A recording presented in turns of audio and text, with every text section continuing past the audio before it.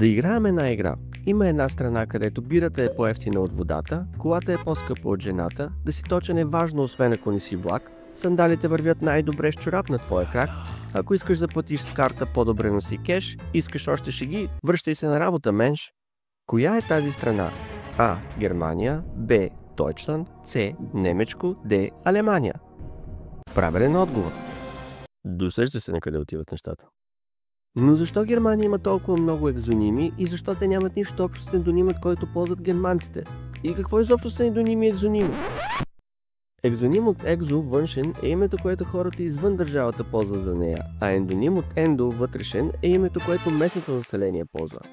Като например, южната ни съседка ние наричаме Гърция, докато Георга ще ти каже, че той е гражданин на древна Елада, родината на демокрацията и гирусът, и би те черпил един, но сега няма много пари, но това не е заради финансовата криза 2010 и защото гърците са мързеливи, и by the way думата криза произлиза от гръцкият, също като демокрация и евро, и като говорим за евро, Германия може да даде повече.